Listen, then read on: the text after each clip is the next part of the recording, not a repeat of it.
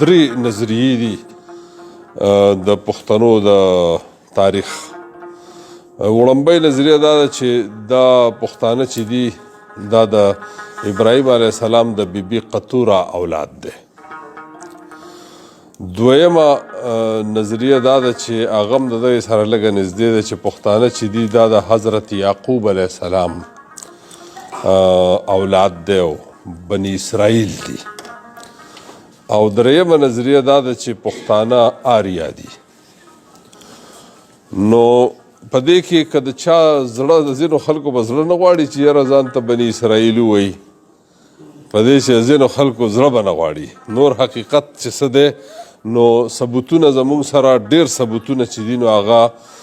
د بني اسرائیل کېدو دي. د هغې وجه دا ده چې یو خو حضرت خوشحال خان خټک بابا فرمایلی دي چې په ښایست باندې ختمه دا وینا ده چې په اصل د یعقوب قوم تبار دي. نو چې خوشحال بابا ویلی نو دا صحیفه ده، په دې کې مونږ هېڅ شک نه ګڼو. او بله دا ده چې په هغه وخت کې دا کنټروورسي هم نه وه چې یاره پښتانه بني اسرائیل دي او که آریا دي، دا کنټروورسي پکې نه وه. نو د دغه وجې نه مونږ ښه ډاډه دا ویلی شو چې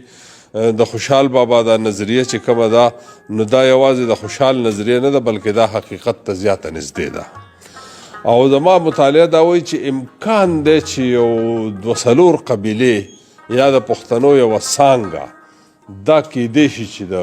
آریا هم وي، ځکه چې په پښتنو کې لهجې ډېرې زیاتې دي. مسله دا ده چې د پښتنو نسل چې دی نو یو خو دا ډېر زوړ دی، نو د دې په وجه باندې نظریات ډېر دي. د ځینو قومونو تاریخ د چا هغه 200 دی، چا 1500 دی، چا هغه زیاتونه زیات 2000 کاله دی. او د دنیا تاریخ چې دی نو هغه د خلکو د 2-3 زرو کالو نه زیات نه دی، او نه څوک د هغې نه اخوا خبر دي چې څه تیاره ده. او پښتانه یو په زړو قومونو کې یو زوړ قوم یادیږي، او دا مونږ په وثوق سره ویلی شو چې پښتانه زاړه دي. د هغې وجه دا ده چې کله مونږ ګورو نو حضرت سلیمان علیه السلام چې دی نو دا یقینا پښتون ښکاري. د هغې وجه دا ده چې تاسو عربو ته لاړ شئ نو عربیان تاسو ته دا نه وایي ته پښتون یې، افغان یې یا پټان یې، دا درته نه وایي، تا ته وایي سلیمانی. نو د پښتنو نیغ په نیغه د سلیمان علیه السلام سره تعلق پاتې دی. بیا د هغې نه پس د حضرت ابراهیم علیه السلام سره هم نزدېکت ښکاري. د هغې وجوهات دا دي چې دا کم ځای کې ابراهیم علیه السلام اور ته اچولی شوی د هغه ځای نوم دی اور. نو دا اور چې دی دا په پښتو کې اور ته وایي، په بله ژبه کې ورته نه وایي. نو داسې ښکاري چې ابراهیم علیه السلام چې دی او د ابراهیم علیه السلام او نمرود چې څه کړي دي نو دا دواړه داسې ښکاري لکه چې د پښتونولۍ تقاضې پوره کړي. یو د بغض انتها کړی او بل د صداقت انتها کړی ده، صدق انتها یې کړی ده. نو دا رویې چې دي د رویو نه هم اندازه کېږي چې یاره د خدا اندازې دي. دا مونږ هسې اندازې اخلو، خو نور چې کله مونږ ګورو نو د پښتنو تاریخ چې دی د حضرت ابراهیم علیه السلام، حضرت اسحاق علیه السلام، حضرت یعقوب علیه السلام، او بیا بنیامین، بیا بکورت، بیا سرور، بیا ابیل. د ابیل چې دی د هغه په اولاد کې راځي او قیس نومې ځوان چې هغه د هغه په اولاد کې بیا راځي ملک تالوت ساول. ملک تالوت ساول د هغه په اولاد کې دی. او د هغې نه پس چې بیا چې کله مونږ ګورو نو د هغه په اولاد کې بیا دي ارمیا او برخیا. چې ارمیا چې دی دا بیا یاد شو په افغانه یا افغان، او دا دواړه یاد شو په دی. او برخیا چې دی نو هغه برکیا، دا یو چې دی یو سپاسالارو او یو چې دی وزیرو د بادشاه سره. د دغه بادشاه سره د کم بادشاه نامه چې ما واغسته ملک تالوت ساول. په دې حقله دا جی زما سره یو لیک دی، دا لیک تاسو وګورئ جی واورئ تاسو. دا دی د خلاصة الانصاب نه ما راغستی دی د حافظ رحمت خان چې د تاریخ یو ډېر لوی نوم دی زمونږ. د هغه لیک دی وایي چې اگر چې زما مقصد د دې رسالې په لیکلو کې د خپلو نسبنامو منضبط کول او د خپل اولاد او عزیزانو په حقله معلومات فراهم کول و، خو د انصابو په بیان کې ضمناً د ټولو پښتنو د نسبنامو ذکر هم وکړی شو، څنګه چې حضرت اخون درویزه په تذکرة الابرار والاشرار کې اجمالا لیکلی دی او د تفصیل یې په تواریخ شیرشاهی او تواریخ خان جهان لودی کې موجود دی او توسط او مرتبه د حضرت خیر البشر صلی الله علیه وسلم د حدیث په موجب په بهتر د کارونو درمیان روی ده واقع شوی ده. ما هم د دوی په حواله د پښتنو د هرې قبیلې د نسبنامو قبیله په قبیله او خیل په خیل دا خلاصه مرتب کړې ده او دا مې واضح کړي دي چې فلانی د فلانی قوم او د فلانی خیل دی، د سړبن په اولاد کې دی او سړبنی دی، او فلانی د فلانی خیل د بیټن د اولاد دی او سلسله بیټن ته رسي، په دې سبب بیټنی دی، او فلانی قوم او فلانی د غورغشتو په نسب کې د ځکه غورغشتی باله شي. مقصد دا چې د دې لوستونکي په دې خبر شي او ما په دعا کې یاد کړي. پوهانو ته دا خبره واضح وي چې د حضرت یعقوب علیه السلام 12 زامن وو، د حضرت یعقوب علیه السلام 12 زامن او په بني اسرائیل نوم یادېده، او په بني اسرائیلو کې د افغان بن ارمیا بن ملک طالوت، هغه ځای ته بیا موږ راورسېږو، د افغان بن ارمیا بن ملک طالوت اولاد ته افغان یا پښتانه ویلی شي، او د افغان په اولاد کې خاص د قیس عبدالرشید اولاد ته پټان ویلی شي. د دې دواړو الفاظو پشتي یوه ده او په معنوي لحاظ هم معنی او مترادف دي، یعنی د اسلام او د جهان پشتي. افغانان په پټان نوم یادېږي، نو د دې قیس عبدالرشید نه دي. د قیس عبدالرشید 3 زامن وو، دی وایي چې 3 زامن وو، بیا یو بل مورخ لیکي وایي چې 4 وو، خان روشن خان لیکي چې 4 وو، دی وایي 3 دي چې 3 زامن یو سړبن، دویم بیټن، دریم غورغشت، او بل ورسره وایي چې دی کې کرلانډ 4م زوی دی. وایي چې د سړبن اصل نوم ابراهیم و، خو د ډېرې ناراستۍ او تحمل له کبله به ورته په کور کې ډېرې بدې ردې هم ویلی شوې، خو هغه له به هېڅکله هم قار غوسه نه ورتله. له دې کبله په خپل مور پلار سړه بنۍ نوم کېښو، سړه بنۍ، مشران به بنۍ پیژني چې څه شی دی. وی به یې چې هډو په هېڅ ورله قار نه ورځي، تشه سړه بنۍ ده. او د بیټن نوم شیخ بیټ و، خو په بیټن مشهور شو، چنانچه د هغه اولاد ته بیټني ویلی کېږي، او بیټن ډېر نیک او صالحه سړی و، او دا هم وایي چې د غورغشت اصل نوم اسماعیل و، خو په وړوکوالي د غورغشتو او لوبو ټوقو سره د ډېرې مینې له کبله به ورته پلار د مور پلار ویل چې د کور کک هم په بله نه اړوي، که تشې دانګې ترپې او غورغشتې دې زده دي، ځکه هم د غورغشت په نامه یاد شو. ټیک شو جي. دا د تواریخ حافظ رحمت خانی نه ما تاسو ته ټوټه واوروله. قیس چې دی د خواله د صحابیان راغله، دوی اوسېدل په غوړه مرغۍ کې. غوړه مرغۍ یو داسې تاریخي مقام دی چې د دې نه پښتانه بیا خواره شوي دي،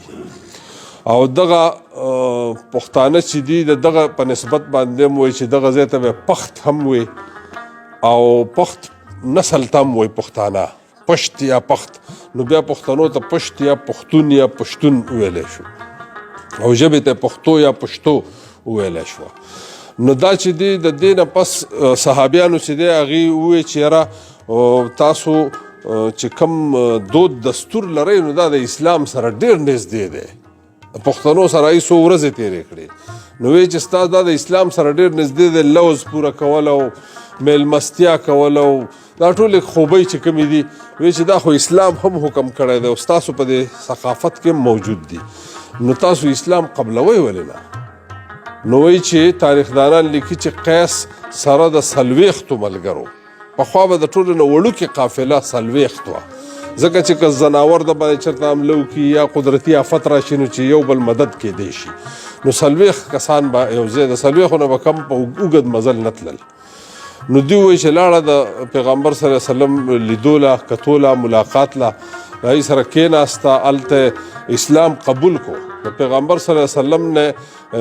اسلام قبول کو،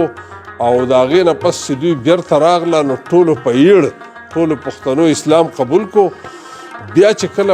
مکه فتح کېده نو خالد بن ولید په دې دوران کې حضرت خالد بن ولید چې دی نو هغه خپل لور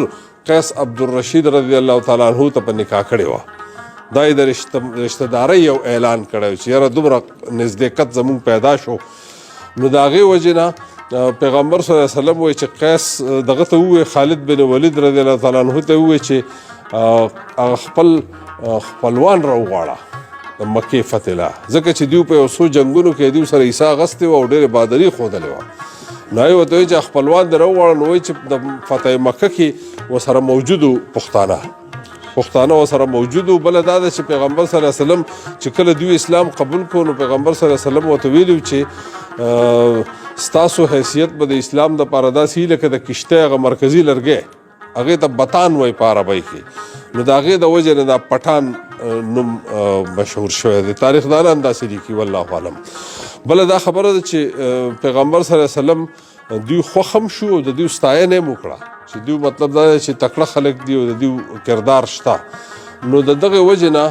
پښتانه چې دي هغه په ایړ مسلمانان شو. نو که تاسو کتلي نو پښتون پیدایشي مسلمان وي، بیا که دی په خپله وروستو هر څه کوي خو پیدایشي دی مسلمان وي او پښتانه په ایړ مسلمانان دي. نو دغه ټولې قبیلې چې دي دا بیا د قیس نه پس چې کله مونږ شمارو نو د هغې دپاره ما تاسو له دا شجره راوړې، تاسو څه ملګري دا واخلئ او زه درته شجره بیانوم. دا مې د دې دپاره راوړې چې تاسو سره راشي او تاسو خپل شجره نسبونه هم وپېژنئ، خپلې قبیلې درته معلومې شي. دا دی چې سړبني اول چې دي دې ته مغربي افغان ویلی شوي دي. دا د شرف الدین یا شرکبون یا شکربون یا شرجیون چې څه نوم دی خو کیدی شي چې شرف الدیني د هغه نه دا نسل خور دی. نو د دې شرف الدین درې زامنو د یو نوم دی اورمړ،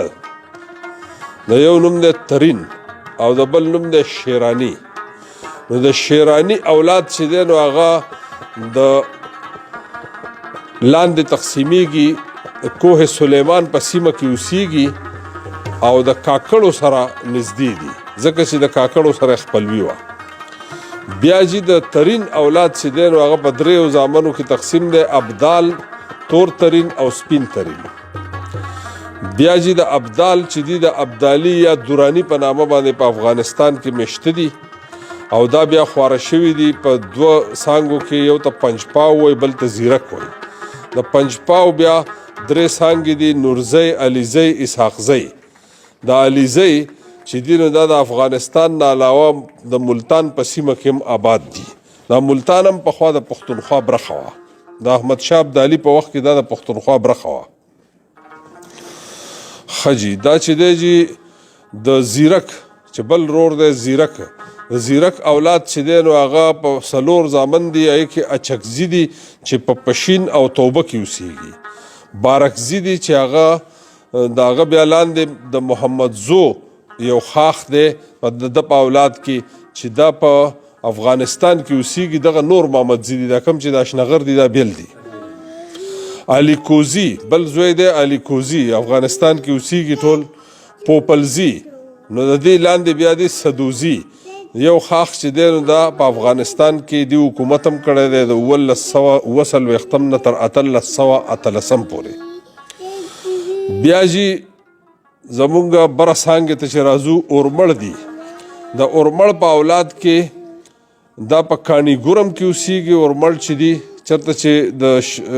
پیرروخان مسکنو کاڼي ګورم په وزیرستان کې، په لوګر کې اوسیږي، په پېښور کې اوسیږي. نو دیو پکې دا لیکلي چې دا اورمړ چې دي دا پښتانه نه دي، دا بیا وروستو راغلي پښتانه شوي دي. دا دغه څېړنکارانو وینا ده والله اعلم. سړبنی خاخ دویم مشرقي افغان دې کې دی دا د خیرالدین یا خرشبون یا کرشبون داسې نوم دی.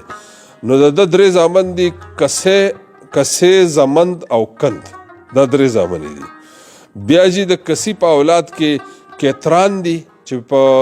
دغه کې اوسیږي، په بلوچیانو په خوا او شا کې اوسیږي. بیا شنواري دي چې په ننګرهار او خیبر کې اوسیږي. بیا کسی دي، کاسی چې ورته وایي، په کوټه کې اوسیږي. بیا چې د هغې نه پس د زمند اولاد دی، د زمند په اولاد کې خیشګي دي او محمدزي دي چې دا په اشنغر کې اوسیږي. ټیک شو جي. بیا د کند اولاد دی، د کند په اولاد کې خخي او غوریا خیل او خخي خیل بیا خخیخیل او غوریاخیل چې دي خخیخیل خو په ځای پاتې دي غوریاخیل بیا لاندې په څانګو کې تقسیمیږي پای کې څلور زامن دي چمکني مومند داودزي او خلیل دا د پیښور خواوشا اوسیږي د چمکني بیا کورما او پیښور کې هم آباد دي بیا د ترکلانی مک ترکلانی چې دی په باجوړ کې اوسیږي مک په ګګیاڼي دوابه کې اوسیږي مک او ګګیاڼي او مند چې دی د هغه په اولاد کې بیا د عمر او یوسف بیا د عمر اولاد د مندن او د یوسف اولاد د یوسفزي نو دا د یو نکاح اولاد دی خو د مندن چې دی دا مندن د بیل پلار اولاد دی یوسفزي دی خو د بیل پلار اولاد دی او د دې دواړو بیا رستو یوسف ته د دې د مور په نکاح شوی دا دواړه وروڼه نو چې کله مندن وفات شو نو دا بچی چې کوم دی په مندن یاد شو خو هغه بیا دغه یوسف سره نکام شو نو ټول په یوسفزي بیا یاد شو دا جی د سړبن څانګې حالو اوس راځو چې کرلانی ته کرلان چې دی ما چې تاسو ته څلورم بچی شته کنه کرلان دی چې د هغې ژوند نامعلوم دی خو د هغه دوه اولاد دي یو ککی او بل کودی د ککی په اولاد کې شیتک دي او بیا لاندې د هغه په اولاد کې داوړ دي چې دا په بنو ټوچي کې اوسیږي بیا د هغې نه پس د بل اولاد دی سلیمان د سلیمان په اولاد کې بیا ملک میر دي چې هغه د هغه اولاد بیا بنګش دی کوهاټ او کورمه کې اوسیږي بیا چې د سلیمان بل اولاد کې دی وزیر نو وزیر چې دی بیا په درې څانګو کې ویشت دي محمود د محمود اولاد دی مسعود چې دی هغه په وزیرستان کې اوسیږي بیا د وزیر بل اولاد دی مبارک او د هغه اولاد دی ګربز دا په خوست کې اوسیږي بیا د بل اولاد دی موسی درویش د موسی درویش چې دی د هغه دوه اولاد دي په هغې کې عثمان دی او احمد دی عثمانزي په وزیرستان کې اوسیږي او احمدزي هم په جنوبي وزیرستان کې اوسیږي احمدزي وزیر بیا چې د هغې نه پس د بیټ نکاح بیټن چې دی بیټن چې دی د هغې اولاد کې د هغه درې اولاد دي درې اولادو کې دا ده چې یو د بیبي متو چې دی د هغې اولاد دی بل د بلې ښځې اولاد دی کجین او وړشبون دا بیټني په بنو او ټانک کې اوسیږي د دې اولاد بیا چې متی قبیله ده متی قبیله کې ابراهیم لودي راغلی لودیان دي په هندوستان حکومت هم کړی بل طرف ته غلجیان دي غلجیان چې دي هم په هندوستان حکومت کړی هغوی ورته غلجي وایي که نه بیا د هغې نه پس چې د افغانستان په قیام کې هم ډېر لوی کردار ادا کړی دا ټول غلجي چې دي د افغانستان په جوړولو کې د دوی یو خاص کردار شته بیا چې د لودي په اولاد کې دوتان سیانی او نیاز چې دی دوتانی په جنوبي وزیرستان کې اوسیږي سیانی په اولاد کې بیا راځي اسماعیل او پړنګې بیا د هغې نه پس د نیاز اولاد چې نیازي عیساخیل او میاوال عمران خان چې دی نیازي دی بیا د پړنګي په اولاد کې لودي او بلیچ دي دا په پنیاله کې اوسیږي د په ډیلي کې هم آباد دي بیا چې د اسماعیل په اولاد کې لوهانی دي چې دا مروت دولت خیل ګنډاپور او کندي او بنو ټانک او دې علاقه کې اوسیږي بیا سور دی دا د ډیلي سوري خاندان چې دی شیرشاه سوري اولاد چې کوم دی ښه بیا بل نیکه چې دی غورغشت په اولاد کې مندو بابې او دانې دی درې نیکونه دي د مندو اولاد ته مندو خیل وی بابې چې دی هغه په دغه ځای لاک دی دانې چې دی د هغه په اولاد کې داوی دي پاڼي دي او کاکړ دي دیو په بلوچستان کې آباد دي بیا چې د پاڼي په اولاد کې صافي دي اوس دا صافیان مونږ مومند ګڼو دا مومند نه دي صافیان چې دي دیو د غورغشت په لړۍ کې راځي نو دا په پیښور او باجوړ کې آباد دي موساخیل په بلوچ سرحد آباد دي ګدون یا جدون چې دي دا خلک یوسفزي ګڼي دا یوسفزي نه دي دا غورغشت دي نو دا په مردان او وزاره کې آباد دي دغه کلی د غورغشت دا کلی د اټک نه خواشتم د هغې سره بیا مخکې جدون پراته دي ښه بیا چې پاڼي دي چې دا په سیبي او لورالای کې پراته دي ګیاڼي دي لقمان چې دی د لقمان اولاد چې دی هغه په خټک یاد دی بیا مانی چې دی د هغه په اولاد کې فریدون دی فریدون چې دی دا په یاد دی په افریدو باندې او دا ټول اوسیږي په تیرا خیبر او کوهاټ سیمه کې دره سیمه کې دا د افریدو مسکن دی. دغه یوه څانګه ده، یعنې په کرلاڼي څانګه کې خوږیاڼي، نوري، زازي، څوک ورته جاجي هم وایي، منګل، مقبل، زدران، خټک او افریدي، دا ټول چې دي دا د یو نیکه اولاد دی. دا ستاسو ټول شجره نسب دی.